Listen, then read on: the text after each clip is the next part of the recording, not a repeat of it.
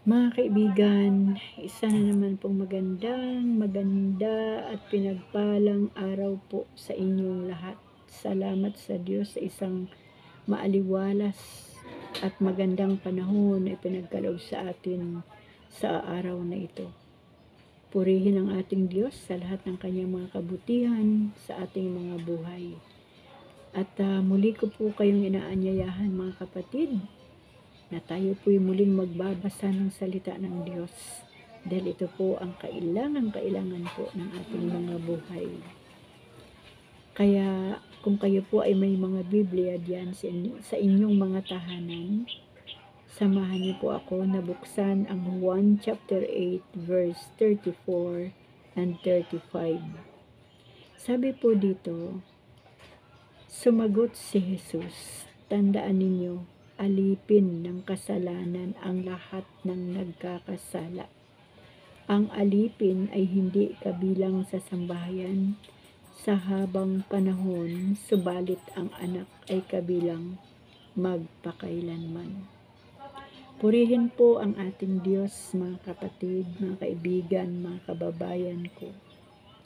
Salamat sa Diyos sa kanyang kabutihan sa ating mga buhay at sa kanyang dakilang pag-ibig dahil tayo po ay itinuring na ng Diyos na kanyang anak at miyembro ng kanyang sambahayan dahil inalis na po niya tayo sa pagkaalipin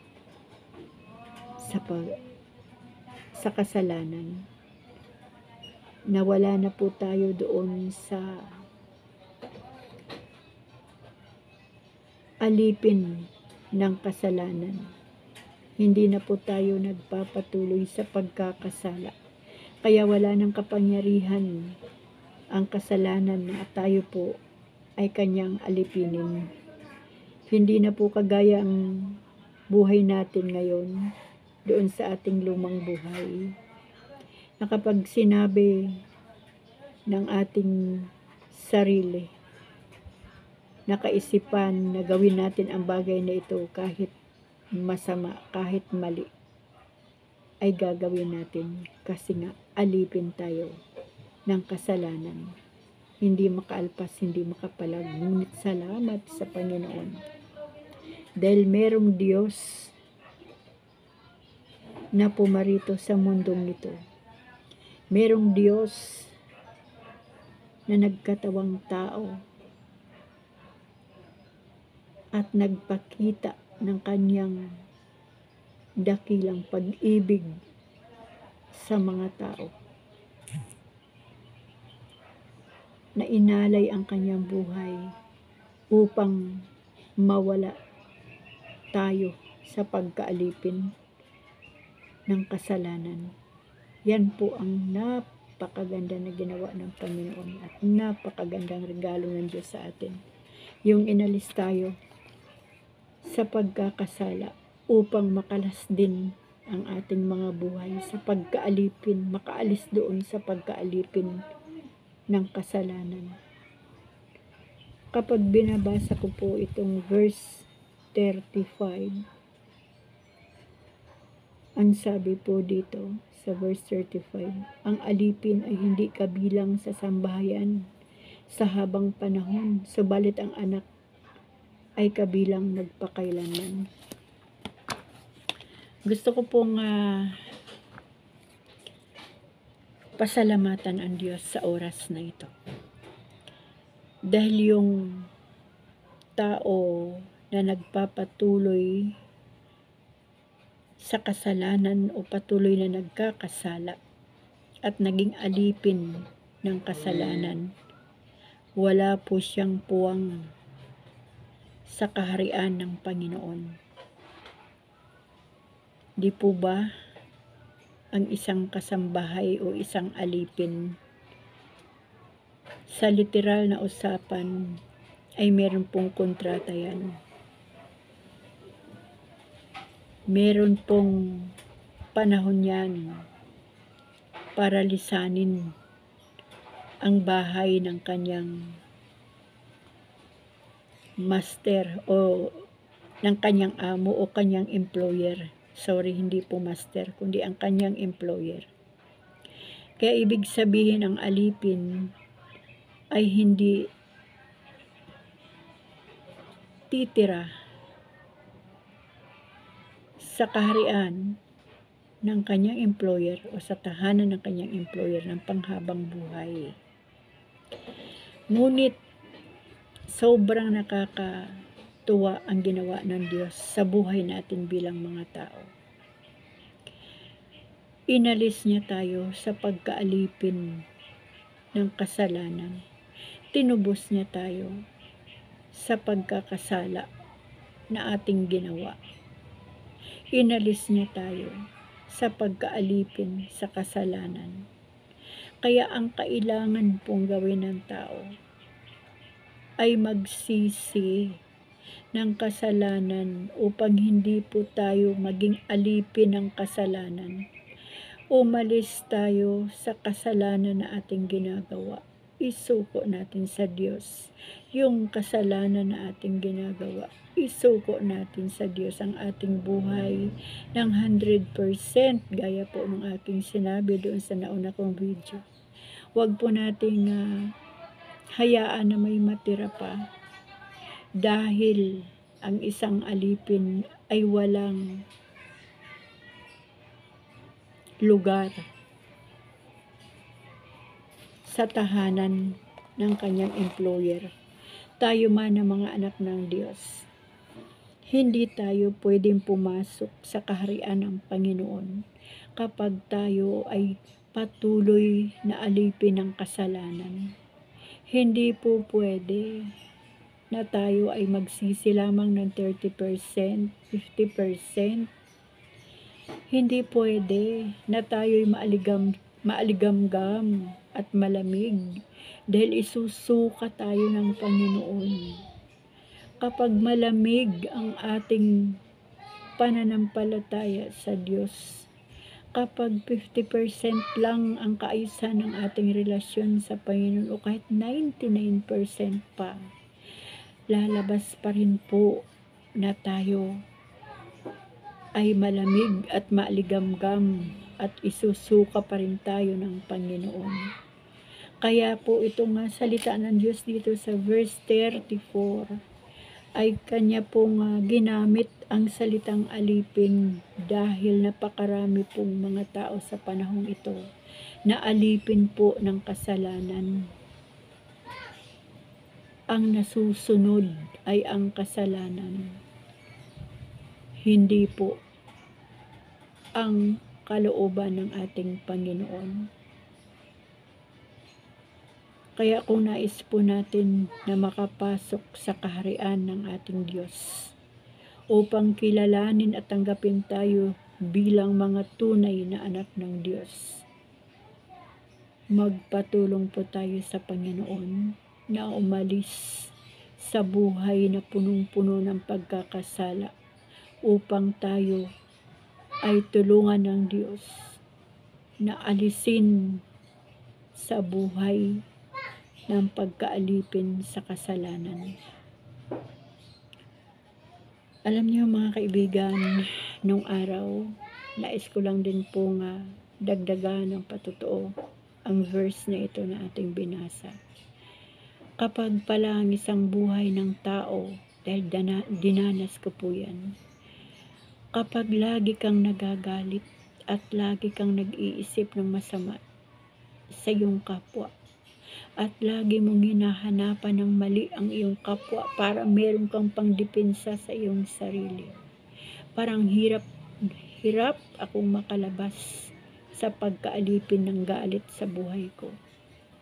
Parang hirap magpakabuti dahil alipin ako ng kasalanan, alipin ng galit, hinanakit, puot, alipin ng kasamaan. Ngunit salamat sa Diyos dahil ang buhay na ito ay binigyan ng pansin ng Panginoon na kahit gaano nakatindi yung mga pagkakasala na aking ginawa dahil alipin na ako na ng kasalanan, Masaya ako kapag gumagawa ako ng kasalanan. Ngunit ang Diyos ang tanging nakakaalam ng ating kinabukasan, ng ating future. Marahil nakita ng Diyos o may nakita ang Diyos sa area ng buhay ko na pwede pa akong magbago. Kaya doon sa panahon na nagpakilala ang Panginoon sa buhay ko, tinanggap ko naman siya at unti-unti na trinabaho ng Diyos ang aking buhay, ang aking puso, ang aking pagkatao, hanggang sa ako ay takot nang magkasala, hanggang sa ako ay lubusan ng inalis ng Diyos sa pagkaalipin sa kasalanan. Alam niyo mga kaibigan, kapag tayo po ay alipin ng kasalanan, ang hirap-hirap ng lumabas. Kung sa sarili lang nating kakayahan o kagustuhan na baguhin ang ating sarili, hindi po yan natin magagawa mga kapatid. Tanging ang Diyos lamang ang ating magiging gabay, ang magiging patnubay upang tayo po ay maalis sa pagkaalipin sa pagkakasala. Sa pamagitan ng salita ng Diyos, babaguhin ng Diyos ang ating mga buhay at patuloy niyang tutulungan ang ating mga buhay upang makaalis na ng lubusan sa pagkaalipin sa kasalanan. Kaya mga kapatid, mga kaibigan ko kay Kristo, sa lahat ng nakikinig sa oras na ito, kung tayo po'y pagod na sa pagkaalipin dahil sa pang-aalipin ng kasalanan sa buhay natin, na halos hindi na natin maranasan ang maging masaya, halos hindi na natin kayang ngumiti, halos hindi na natin kayang gumawa ng mabuti, at nagsiself-pity na lang po tayo. At ang ating sinisisi ay ibang tao na kung bakit tayo nasa ganitong kalagayan. Meron pa pong remedy ang ating Panginoon. May pag-asa pa mga kaibigan. May pag-asa pa upang maalis ang buhay ng tao sa pagkaalipin at pag-alis sa paggawa ng pagkakasala. Lumapit po tayo sa Panginoon at isuko po natin ang ating buhay ng totohanan. 100% na repentance ang ating gawin sa harapan ng Diyos. Tanggapin natin ang Panginoong Jesucristo bilang ating Panginoon at tagapagligtas upang tayo po ay maalis sa pagkaalipin sa kasalanan. Yan lamang po ang isang paraan, yung humingi tayo ng tawad sa Diyos ng buong buo at magpatawad din ng buong buo. Kung pinatatawad tayo ng Diyos sa bawat araw sa ating kasalanan, matuto din po tayo magpatawad sa mga nagkakasala sa atin. Salamat sa Diyos dahil hindi siya nagpapabaya. At kung aking uulitin itong sabi dito sa verse 35, ang alipin ay hindi kabilang sa sambahayan sa habang panahon, subalit ang anak ay kabilang magpakailanman. Yung salita po nga magpakailanman, wala pong katapusan yun. Parang ang sarap-sarap ng damdamin ng isang itinuturing na anak. Ngunit ang isang alipin ay merong termino at hindi siya kabilang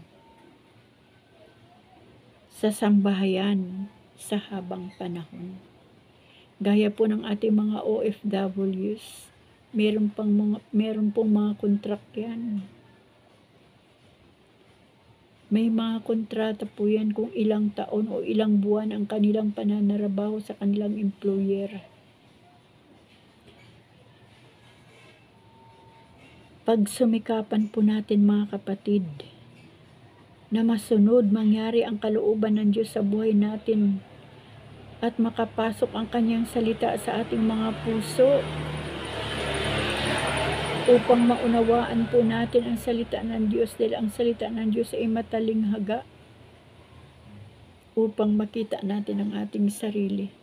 Sino ba ang umaalipin sa atin? Anong klase ba talaga itong kasalanan na ito na nagiging alipin ang tao? Ang isang tao na gahaman sa material, gahaman sa salapi, ang mga taong hindi kontento, ang mga taong pumapatay ng kapwa-tao para lang makuha nila yung gusto nila. Yan yung isa sa nagiging alipin ng kasalanan dahil sa pagmamahal sa salapi.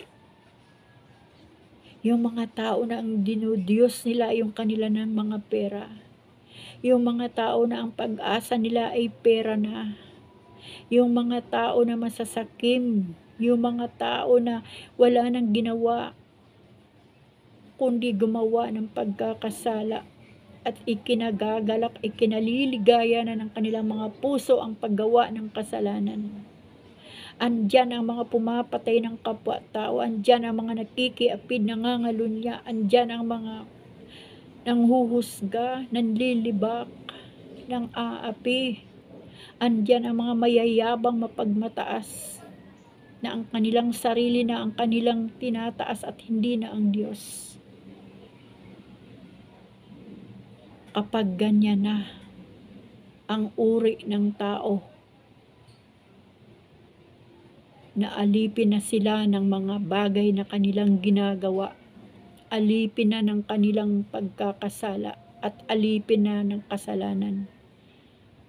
Sinasabi ng Panginoon na ang isang alipin ay hindi kabilang sa sambahayan. Ang lahat ng mga tao na alipin sa kasalanan ay hindi kabilang sa kaharian ng Panginoon. Tandaan natin mga kapatid, kung ganito man katapang ang aking pananalita sa oras na ito, ito ang inilalagay sa puso at isipan ko sa oras na ito. Tandaan po nating lahat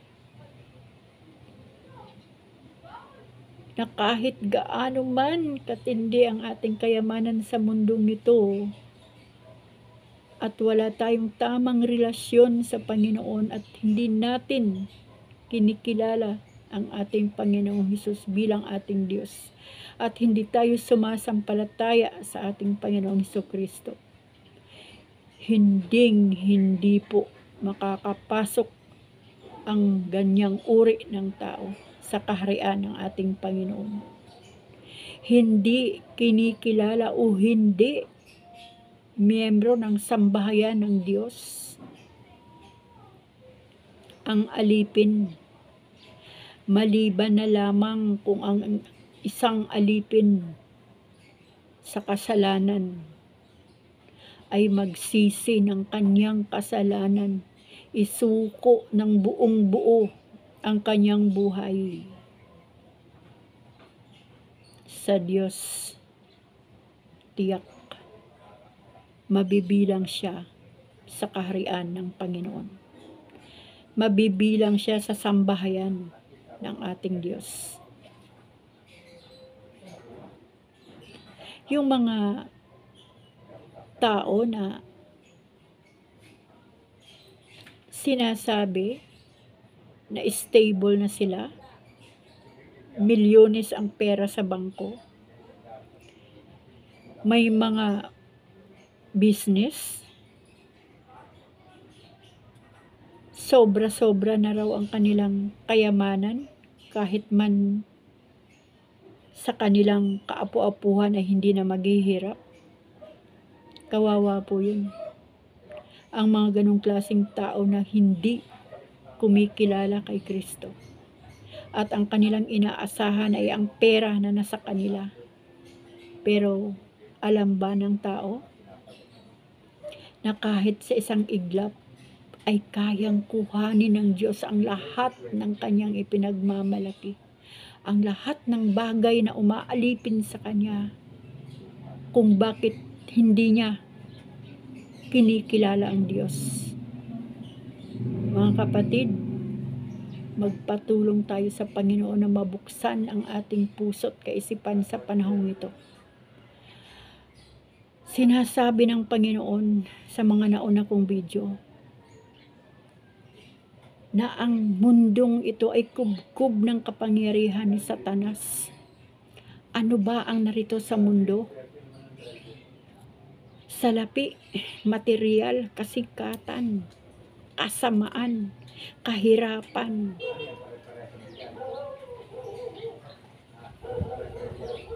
Ang mundong ito'y narito, si Satanas at ang kanyang mga kampon gumagawa ng masama araw-araw. Gugustuhin ba nating manatili sa mundong ito na nakapaloob sa kapangyarihan ng dyablo? Alam mo ba, kapatid, na mayroong langit at impyerno? Alam mo ba na may kamatayang pisikal at kamatayang espiritual?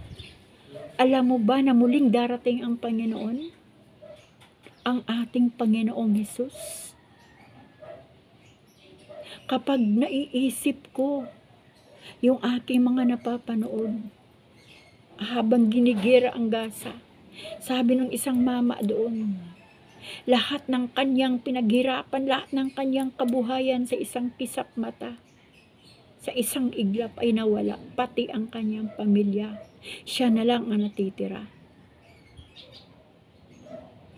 O di po ba?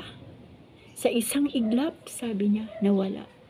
Sabi ng kapatid natin sa Panginoon doon sa Hinatuan, Surigao, nung lumindol, ang bit-bit lang niya ay cellphone at ang kanyang konting pera. Wala na siyang naisip pang iba. Kaya gusto lang na ipakita ng Panginoon sa panahong ito na ang lahat ng tao na nagpapatuloy sa pagkakasala ay alipin ng kasalanan. Yung mga bagay na nagiging sanhi o nagiging dahilan para magkasala ang tao, nawa ay mabuksan ng Diyos ang isip at puso ng bawat mga taong ito, na ang mga bagay na yan ay huwag sambahin, kundi gamitin para sa kabutihan at ang buhay ng inalipin ng kasakiman, ng kaghamanan at paglayo sa Diyos dahil sa kayabangan, katagumpayan ng mundo ay isuko kay Kristo upang sa ganon, kapag kinuha na ng Diyos ang hiram na buhay ng isang tao at hindi na siya alipin ng kasalanan at tinanggap niya na ang Panginoong Hesus bilang kanyang Diyos, Panginoon at tagapagligtas, mapapabilang na siya sa sambahayan ng Panginoon. May karapatan na ang taong iyon na makapasok sa kaharian ng ating Diyos. Kaya pala sinasabi ng Panginoon dito sa kanyang salita na hindi ko kayo kilala. Sino kayo? Hindi ko kayo kilala. Kahit sinasabi, Panginoon, nagpalayas naman kami ng mga demonyo sa pangalan mo. Diba? Sinusumbat pa nila sa Panginoon. Ngunit sabi ng Panginoon, hindi ko kayo kilala. Grabe po, diba? Kunyari doon sa panahon na nandyan na tayo sa harapan ng Diyos, doon sa final judgment, Panginoon, gumawa din naman ako ng mabuti. Pero wala ka namang relasyon sa Diyos. Hindi mo naman naisuko sa Diyos ang iyong buhay. Hindi ka naman nagsisi ng iyong kasalanan. Kung nagsisi man nga, 99% lang at hindi naman 100%, sumabit pa. Pero anong itutugon ng Diyos sa atin? Sa nabasa natin dito sa Biblia, hindi ko kayo kilala. Grabe, di po ba? Sakit. Ang sakit po. Baka kulang na lang na mamatay ka na lang sa harapan ng Panginoon. Ngunit hindi na mangyayari. Yung kamatayan, walang hanggan din na hirap ang mararanasan sa lugar ng impyerno.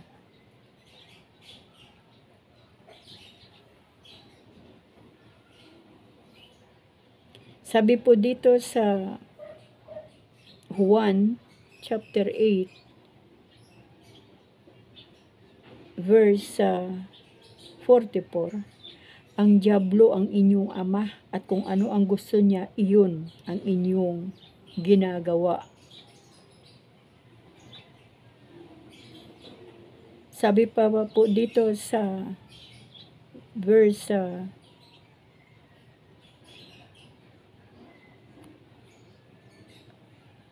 nakakatakot po mga kaibigan itong ating binabasa. Sabi po dito sa verse 39, babasahin ko po ito ng buo mga kaibigan ha. Sumagot sila, si Abraham ang aming ama. Kung kayo'y mga anak ni Abraham, tutularan ninyo ang kanyang ginawa, ani Jesus.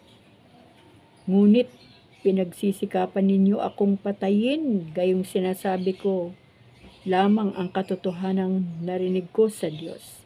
Hindi ganyan ang ginawa ni Abraham. Ang ginagawa ninyo tulad ng ginawa ng inyong ama. Hindi kami mga anak sa labas, tugon nila. Ang Diyos ang aming ama. Sinabi ni Jesus, kung talagang ang Diyos ang inyong ama, iibigin ninyo ako sapagkat nagmula ako sa Diyos. Hindi ako naparito sa ganang sarili ko lamang, kundi sinugo niya ako. Bakit di ninyo maunawaan ang sinasabi ko? Sapagkat hindi ninyo matanggap ang inaaral ko. Ang diablo ang inyong ama at kung ano ang gusto niya, iyon ang ginagawa. Iyon ang inyong ginagawa.